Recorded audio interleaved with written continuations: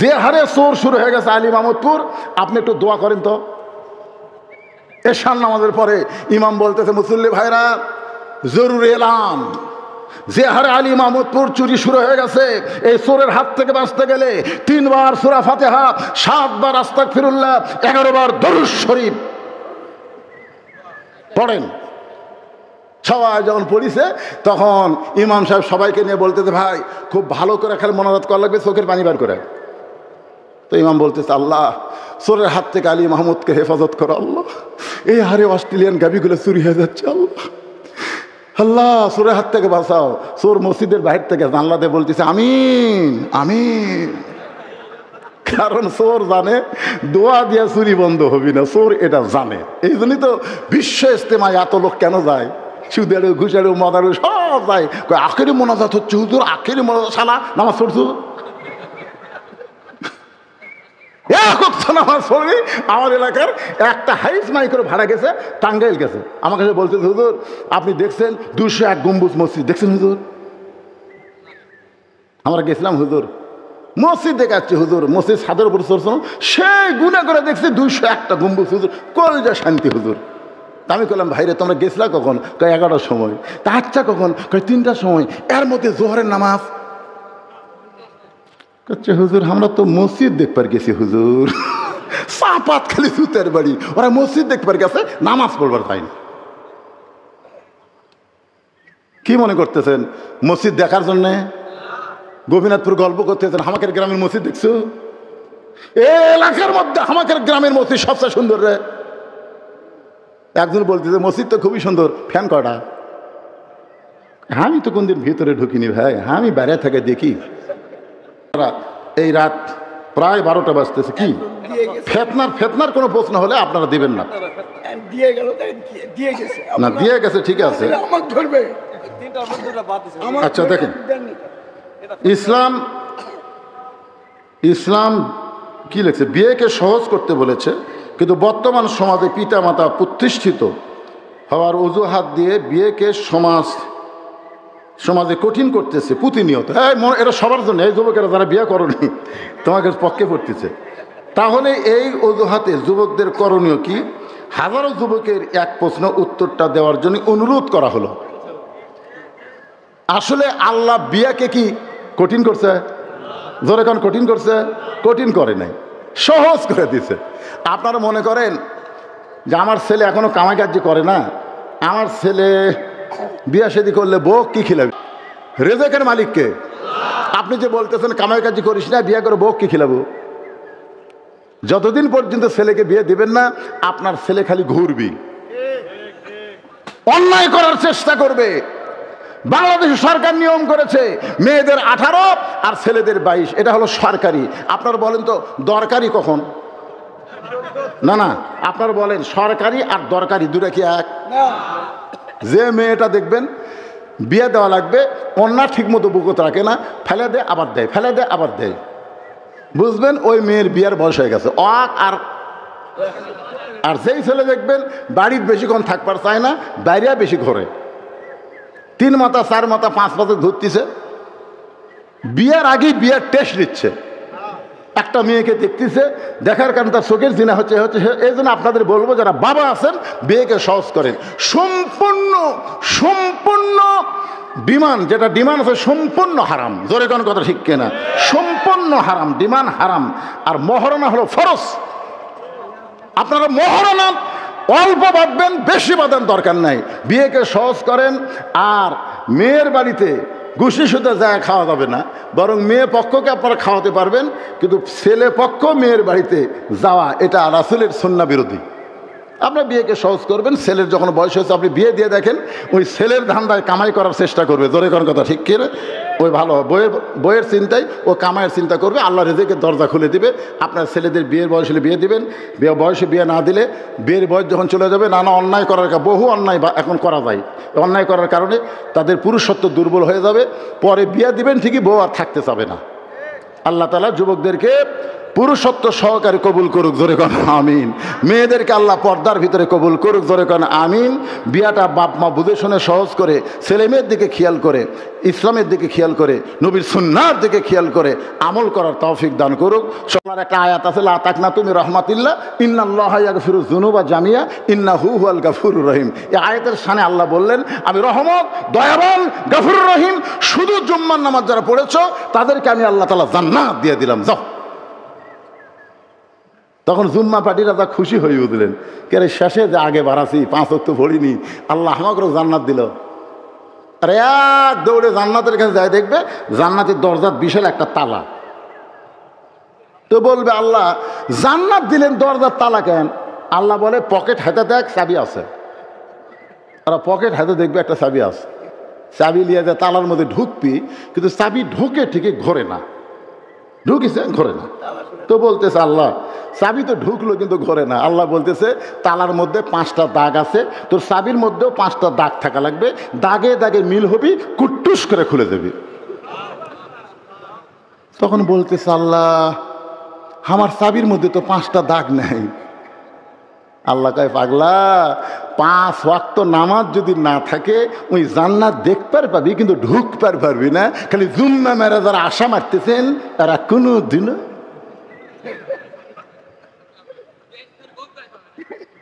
জান্নাত দেখতে পারবেন নামাজের কারণে, কিন্তু ঢোকার কোনো উপায় থাকবে না। এই জন্যে ভাইজান 5 ওয়াক্ত নামাজ, ইন্নাস সালাতি, নামাজ কার জন্যে? ওয়ানুসুখি, এখানে বলা হয়েছে কুরবানি। এই কুরবানি মানে গরু খাসি কুরবানি না। এই কুরবানি নিয়ে আমি একটা গান গাবো ছোট্ট করে আপনাদের বোঝানোর জন্যে। যদি বোঝেন ভালো, তারপরে ব্যাখ্যা করা লাগবে না। গানটাকে শুরু করব। ইমানের দাবি যদি কুরবানি হয়, সেই দাবি ঘরে বসে থাকা নয়। ইমানের দাবি যদি কুরবানি হয়, সেই দাবি ঘরে বসে থাকা নয়। ইমানের দাবি হলো কিছু বিনিময়, ইমানের দাবি হলো কিছু বিনিময়। সেই বিনিময় যদি কলিজার ঘাম হয়, সেই ঘাম দিতে যেন তৈরি থাকি। ওগো দয়াময় আমার আল্লাহ দয়াময়। ইমানের দাবি হলো অগ্নি শিখা, বাতিলের বিরুদ্ধে জ্বলতে শিখা। সে আগুনে জ্বলে জ্বলে, সে আগুনে জ্বলে জ্বলে দিব ইমানের পরিচয়। ইমানের দাবি ঘরে বসে থাকুন না কেন? ইমানের দাবি ঘরে বসে থাকা নয়। ঘরত বসে ইমান রক্ষা করবেন। মা ভয় দেখাছে, বাবা ঘর থেকে বাড়াস না, বাহিরে জঙ্গল আছে। বাবা বাহিরে জঙ্গল আছে, জঙ্গলে বাঘ আছে, বাড়াস না। এমন বাঘের ভয় দেখাছে, ছেলে আর বাড়ির থেকে বাড়ায় না, আর বাড়ায় না। জঙ্গল বাড়তে বাড়তে বাড়তে এখানে ঘরের জানলা পর্যন্ত যাচ্ছে। এখন জানলাতে আছে বাঘ ওয়াও করতেছে, ওই ঘরের মধ্যে দৌড়ে মা চাপে ধরে বলতেছে, মা তুমি বার হবার নিষেধ করলে, এখন বাঘই যে আমার জানলার দরজার কাছে আসলো, এখন কি করবো? তখন মা বলতেছে, আমি ভুল ওয়াজ করছি বাবা, আমার ওয়াজ করা লাগতো। বার হরে খালি হাতে বাড়াস না, দাও কুড়াল না বার হ। জোরে কোন কথা ঠিক কিনা? বার হ, খালি হাতে বাড়াস না, দাও কুড়াল লাঠি না বার হ। তাহলে কিন্তু আজকে বাঘ তোমার জানলা পর্যন্ত আসতে পারত না। 15.5 বছর আমরা ভয়ে ঘরের মধ্যে ছিলাম, অন্যায় বাড়তে বাড়তে আমাদের জানলা দরজা পর্যন্ত এসে গেছিল। কিন্তু আমাদের বাংলাদেশের তৌহিদি ছাত্র জনতা জীবন দিল, আহত হলো, যার কারণে জঙ্গল সাফ হলো। এখন নেকড়ে বাঘ ভারতে পালায় গেল। আল্লাহর ওলি বলেছিলেন, এমন একটা সময় আসবে পালানার গর্ত ইন্দুর পাবে না। জোরে কোন কথা ঠিক কিনা? গাছের গোড়া নাড়া দিবে, দিল্লি দাদা বাবু নানা বাড়ি গিয়ে পড়বা। আজকে সেইটা আমরা দেখতেছি। শুধুমাত্র আমাদের ছেলেরা ঘরে বসেছিল না, ইমানের দাবিতে তারা ঘর ছেড়ে রাস্তায় ছিল। বাবা ফোন করেছে, মা ফোন করেছে, ভাই ফোন করেছে, একটা কথাই বলেছে, অন্যের কাছে মাথা নত করবো না। বিএনপি এত বড় দল হয়ে ঘরের মধ্যে ঢুকে গেছে। জামাত ইসলাম অনলাইনে মিটিং করতেছে, সমস্ত অফিস আদালতে চাবি মাইরা দিছে। এভাবে আর চলতে দেওয়া যায় না। রক্ত দেব, জীবন দেব, বাংলাদেশের ফ্যাসিস্ট মুক্ত করবো। জোরে কোন কথা ঠিক কিনা? এই জন্যে আমাদের ইমানের দাবি বসে থাকা নয়। খালি বসে আছিল 500 টাকার গোস্ত 550, পরের হাটে গেছে 600, পরের হাটে গেছে 650। কে রে, এই হারে তো গরুর দাম বাড়তেছে না, কিন্তু পরের হাটে জামাই যাচ্ছে, এখন বলতেছে জামাই যাচ্ছে আজ কিন্তু 1 কেজি হবে না, 2 কেজি লাগবে। তো 650, 1300 টাকা মনে করে 1500 টাকা গোস্ত নেওয়ার পরে দিছে যে আমাকে 200 টাকা ফেরত দিবি। এখন গোস্তওয়ালা 100 টাকা দিচ্ছে। তো বলতেছে ভাই কে, 700। তখন দেখতেছে 700, দেখে তাকে দেখে যে যে গোস্ত বেচতেছে ওইটা একটা বড় খাটিয়া আর একটা দাও, গোস্ত টোপলারে থুয়ে খপ করে দাও নিছে, খপ করে এমন ভাবে নিছে, খপ করে জিঙ্গা বিড়াই ইন্দুর ধরে খপ করে দাও নিয়ে ওই লাঠি খাটিয়ার ওপর মারছে, লাত্তি মারে বলতেছে গাড়ির ওপর দাও ধরে, এখন বল কত করে কেজি? এতদিন মুখ খুলিনি, তো ইচ্ছা মতো দাম বাড়াছো, এখন বল কত করে কেজি? কষাই বলতেছে আপনি যা দিবেন তাই, আপনি যা দিবেন তাই, আপনার কাছে কোনো দরদাম নাই ভাই, দরকারে ফিরে লিয়া যান ভাই, এটা গেলেন ভাই। কে কি অন্যায়কে প্রশ্রয় দেওয়া যাবে না, যেখানে অন্যায় সেখানে বাধা দিতে হবে। জোরে কথা কন না কেন? মুয়াজ্জিন বলতেছে হুজুর যে হারে চোর শুরু হয়ে গেছে আলী মাহমুদপুর, আপনি একটু দোয়া করেন তো। এশার নামাজের পরে ইমাম বলতেছে মুসল্লি ভাইরা জরুরি এলাম, যে হারে আলী মাহমুদপুর চুরি শুরু হয়ে গেছে, এই চোরের হাত থেকে বাঁচতে গেলে 3 বার সূরা ফাতিহা, 7 বার আস্তাগফিরুল্লাহ, 11 বার দরুদ শরীফ পড়েন। সবাই যখন পড়িছে তখন ইমাম সাহেব সবাইকে নিয়ে বলতেছে ভাই খুব ভালো করে খালি মোনাজাত করা লাগবে, চোখের পানি বার করে। তো ইমাম বলতেছে আল্লাহ চোরের হাত থেকে আলী মাহমুদকে হেফাজত করো আল্লাহ, এই হারে অস্ট্রেলিয়ান গাভিগুলো চুরি হয়ে যাচ্ছে আল্লাহ, আল্লাহ চোরের হাত থেকে বাঁচাও। চোর মসজিদের বাইরে থেকে জানলা দিয়ে বলতেছে আমিন আমিন, কারণ চোর জানে দোয়া দিয়া চুরি বন্ধ হবি না, চোর এটা জানে। এই জন্যই তো বিশ্ব ইজতেমায় এত লোক কেন যায়, সুদেরও ঘুষারও মদারও সব যায়, আখেরি মোনাজাত হচ্ছে হুজুর, আখেরি মোনাজাত, শালা নামাজ পড়ছো? নামাজ পড়বি। আমার এলাকার একটা হাইস মাইক্রো ভাড়া গেছে, টাঙ্গাইল গেছে, আমার কাছে বলতেছে হুজুর আপনি দেখছেন 201 গম্বুজ মসজিদ দেখছেন হুজুর? আমরা গেছিলাম হুজুর, মসজিদ দেখাচ্ছে হুজুর, মসজিদ ছাদের উপর চড়ছ, সেই গুণা করে দেখছি 201টা গম্বুজ হুজুর, কলজা শান্তি হুজুর। আমি বললাম ভাইরে তোমরা গেছিলা কখন? 11টার সময়। তা আচ্ছা কখন? 3টার সময়। এর মধ্যে জোহরের নামাজ। করছে হুজুর আমরা তো মসজিদ দেখবার গেছি হুজুর, চাপাত খালি সুতের বাড়ি, ওরা মসজিদ দেখবার গেছে, নামাজ পড়বার যায়নি। কি মনে করতেছেন মসজিদ দেখার জন্যে গোপীনাথপুর গল্প করতেছেন? হামাকের গ্রামের মসজিদ দেখছো? এই এলাকার মধ্যে হামাকের গ্রামের মসজিদ সবচেয়ে সুন্দর রে। একজন বলতেছে মসজিদ তো খুবই সুন্দর, ফ্যান কটা? আমি তো কোনদিন ভিতরে ঢুকিনি ভাই, আমি বাইরে থেকে দেখি। মনে কষ্ট নিয়েন না ভাইজান, আজকে অবস্থাটা এইরকম হয়ে গেছে। হ্যাঁ এখন এই নুসুকি মানে আপনাদের বুঝা দিলাম কুরবানি, এই কুরবানি মানে গরু খাসি কুরবানি। এরপরে বলতেছে তোমার জীবন এবং তোমার মৃত্যু লিল্লাহি রব্বিল আলামিন, আমরা আল্লাহর জন্যে অক্ফ করে নিব। আল্লাহ আমাদের সকলের জন্য কবুল করুক। এখন একটা দোয়া হবে ইনশাল্লাহ। খুব গরমের মধ্যে কষ্ট করে আপনারা এই রাত প্রায় 12টা বাজতেছে, কি ফেতনার কোনো প্রশ্ন হলে আপনারা দিবেন না। না দিয়ে গেছে ঠিক আছে। আচ্ছা দেখেন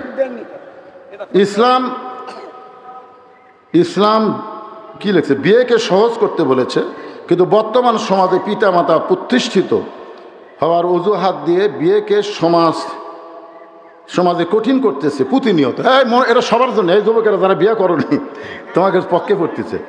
তাহলে এই অজুহাতে যুবকদের করণীয় কি? হাজারো যুবকের এক প্রশ্ন উত্তরটা দেওয়ার জন্য অনুরোধ করা হলো। আসলে আল্লাহ বিয়াকে কি কঠিন করছে? জোরে কোন কঠিন করছে? কঠিন করে নাই, সহজ করে দিছে। আপনারা মনে করেন যে আমার ছেলে এখনো কামাই কাজ করে না, আমার ছেলে বিয়া শাদী করলে বউ কি খিলাবে, এই সময় ওটা উঠি করলেন কি? আমি তো শেষ করে দিচ্ছি, আপনারা বুঝতেছেন না? একটা প্রশ্নের উত্তর করতে কি 1 ঘন্টা লাগবে?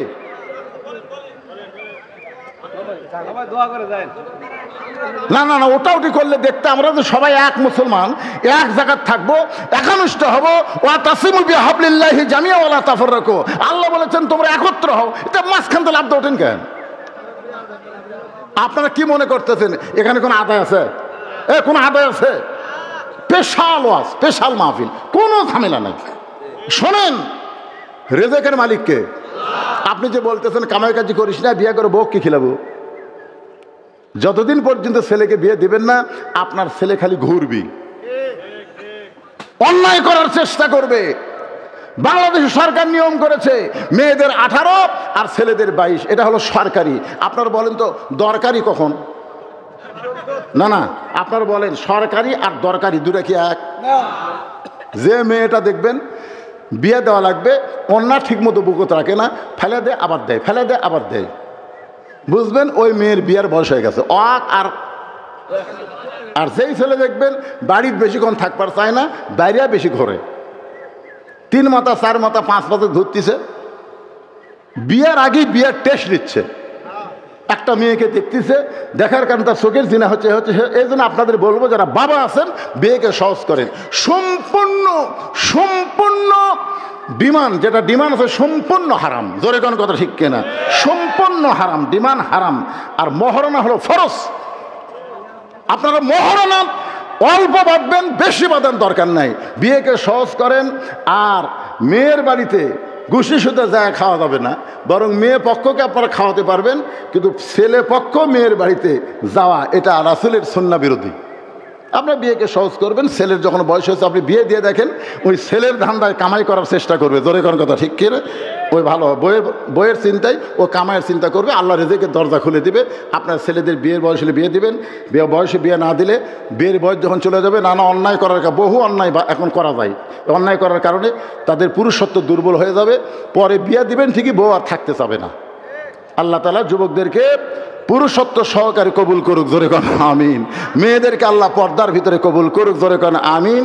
বিয়াটা বাপ মা বুঝে শুনে সহজ করে, ছেলে মেয়ের দিকে খেয়াল করে, ইসলামের দিকে খেয়াল করে, নবীর সুন্নাহর দিকে খেয়াল করে আমল করার তৌফিক দান করুক। সকলে বলে আল্লাহুম্মা আমিন। আল্লাহুম্মা আনতাস সালাম ওয়া মিনকাস সালাম, তাবারাকতা ইয়া যাল জালালি ওয়াল ইকরাম। কঠিন গরমের ভিতরে সকলের গাও ঘেমে ঘাম পড়তেছে। আল্লাহ, এত গরমের মধ্যে তোমার বান্দারা আরামের বাড়ি ফ্যানগুলোকে বাদ দিয়া তোমার কোরআনের মহব্বত, নবীর সুন্নাহকে মহব্বত করে ঘন্টার পর ঘন্টা জান্নাতের বাগানে বসে কোরআন হাদিস আলোকে আলোচনা শোনার শেষে আমি গুনাহগারের সঙ্গে রহমতের দরজায় ফকির হয়ে দোকানে হাত তুলেছি। আল্লাহ, মেহেরবানি করে আজকের মাহফিল আমাদের সকলের হেদায়েতের জন্যে, নাজাতের জন্যে, জান্নাতের জন্যে কবুল করে নাও। এই মাহফিলের শুরু থেকে শেষ পর্যন্ত যে আলোচনা হইল, ইন্না লিল্লাহি ওয়া ইন্না ইলাইহি রাজিউন, সবচেয়ে বড় বিপদ হলো বেঈমান হয়ে মরে যাওয়া। আমরা মনে করি মানুষ মরা বিপদ, মানুষ মরা বিপদ না। আল্লাহ যেই 3টা কারণ আজকে উল্লেখ করলাম, 1 নম্বর হলো না মরলে জান্নাতে যাওয়া যাবে না। 2 নম্বর হলো আমরা মরবো কেবলমাত্র আল্লাহর জন্যে। 3 নম্বর হলো দুনিয়া ক্ষণস্থায়ী, আখিরাত চিরস্থায়ী। চিরস্থায়ীকে পছন্দ করে দুনিয়া থেকে যাইতে আমরা সবাই ইমানের সঙ্গে মুসলমান হিসেবে আল্লাহ কবুল করে নাও। বড় কষ্ট করেছে আজকের মাহফিলের সম্মানিত সভাপতি, অনেক কষ্ট করে আজকের এই জান্নাতের বাগান লাগাইছে। আল্লাহ, যে সমস্ত ছেলেরা কষ্ট করে যুবক মুরব্বীর সঙ্গে এই জান্নাতের বাগান লাগানোর জন্যে সহযোগিতা করেছে, আল্লাহ সকলকে আজকের মাহফিল ওসিলাই তুমি জান্নাতি কবুল করে নাও। আলী মাহমুদপুরের উপরে আল্লাহ রহমত বরকতের দরজা খোলো। মুরব্বী বলতেছে যারা প্রবাসে আছে তারা অনেক অনুদান দিয়েছে। আল্লাহ, একটা মানুষ সহজে বিদেশে যাইতে চায় না, আল্লাহ বড় কষ্টে যায়। আল্লাহ, যেখানেই থাক তাকে ভালো রেখো, তার শরীরটা ভালো রেখো, কামায় বেশি বরকত দিও, আরও বেশি বেশি কোরআনের মাহফিলের জন্য যেন দান করতে পারে আল্লাহ তৌফিক দিও। আয় আল্লাহ, পর্দার অন্তরালে আমার মা বোনেরা আবিদা সালিহা পর্দা নিয়ে কবুল করে মা ফাতেমার চরিত্র দান করো। আমি অসুস্থ, আমার মতো যারা অসুস্থ অবস্থায় হাত তুলেছে, আল্লাহ সবাইকে সুস্থতার নিয়ামত দান করে দাও। আয় আল্লাহ তাআলা, কত মানুষের জানাজার নামাজ আমরা পড়েছি, এই 2 হাত দিয়ে কত কবরে আমরা মাটি দিয়েছি। একদিন আমরা সবাই মরে যাব। যেদিন আমাদের মৃত্যু হবে, দিনটা যেন জুমার দিন হয়, মাসটা যেন রমজান মাস হয়, ইমানের সাথে ইজ্জতের সাথে মুসলমান হয়ে দুনিয়া থেকে যেন বিদায় নিতে পারে। আল্লাহ কবুল করো। যে কোরআন শুনলাম সারা জীবন শুধু শুনে যাব তা হবে না। আমরা সব দেখলাম 54 বছরে, আগামীতে আমরা দেখতে চাই কোরআনের বাংলাদেশ। আল্লাহ আমাদের সবাইকে দেখার তৌফিক দিয়া দিও। আল্লাহ আমাদের সবাইকে মাফ করো। প্রতিবেশী ভারত, কিন্তু প্রতিবেশী যে এত বড় শত্রু হয় আমরা কখনো চিন্তা করি নাই। 400 বছরের পুরাতন বাবরি মসজিদ ভাঙ্গা তারা রাম মন্দির তৈরি করলো। মনে করেছিলাম একটা মসজিদ ভাঙ্গা হয়তো তারা শান্ত হবে, কিন্তু এবার শত শত মসজিদ তারা গুড়িয়ে দিচ্ছে। নবীর মাদ্রাসা তারা ধ্বংস করতেছে। আল্লাহ গো, তোমার বাইতুল্লাহ ধ্বংস করতেছে। আব্রাহাকে তুমি ধ্বংস করে দিলা। আজকে পৃথিবীতে যারা মসজিদ মাদ্রাসার শত্রু হয়ে মসজিদ মাদ্রাসাকে ধ্বংস করতে চায়, তাদেরকে পৃথিবী থেকে চিরতরে ধ্বংস করে দাও। আল্লাহ আল্লাহ তাদের ধ্বংস করে দাও। তোমার কি রাগ হয় না? তোমার কি রাগ হয় না? তোমার ঘর তারা ভাঙতেছে, তোমার দোস্তের ঘর তারা ভাঙতেছে। পৃথিবী থেকে মসজিদ মাদ্রাসা উচ্ছেদ করতে চায়, ভারতকে মুসলমান মুক্ত করতে চায়। আল্লাহ ফিলিস্তিন মুসলমান আজকে বড় বিপদে আছে। আল্লাহ ফিলিস্তিনকে তুমি বিজয় করে দাও। আল্লাহ তুমি সবই পারো, সব ক্ষমতা তোমার হাতে। আমরা বিশ্বাস করি ইব্রাহিমকে তুমি যদি নমরুদের চুলা শান্তির বাগান বানাবার পারো, মুসা নবীর জন্য তুমি যদি সাগরকে রাস্তা বানাবার পারো, তুমি সব পারো। আল্লাহ আল্লাহ ফিলিস্তিন মুসলমানকে তুমি হেফাজত করো। আমাদের বাংলাদেশকে আল্লাহ তুমি হেফাজত করো। আমাদের সবাইকে আল্লাহ তুমি হেফাজত করো। আমাদেরকে মাফ করে দাও। আল্লাহ যে জন নিয়তে হাত তুলেছে আল্লাহ সেই নিয়তগুলো তাদের কবুল করো। আল্লাহ মিডিয়ার আমিন আমিন করতেছে, আল্লাহ এদেরকে ইসলামের মিডিয়া হিসেবে কবুল করে নাও। এই মিডিয়ার মাধ্যমে এদেরকে রেজেক রুজির ব্যবস্থা করে দিও। আল্লাহ সুবহান রাব্বিকা রাব্বিল ইজ্জাতি আম্মা ইয়াসিফুন ওয়া সালামুন আলাল মুরসালিন ওয়ালহামদুলিল্লাহি রাব্বিল আলামিন ওয়াজাল আখিরাতি কালিমাতুনা ইনদাল মাউতি। সকলে পড়েন লা ইলাহা ইল্লাল্লাহু মুহাম্মাদুর রাসূলুল্লাহ সাল্লাল্লাহু আলাইহি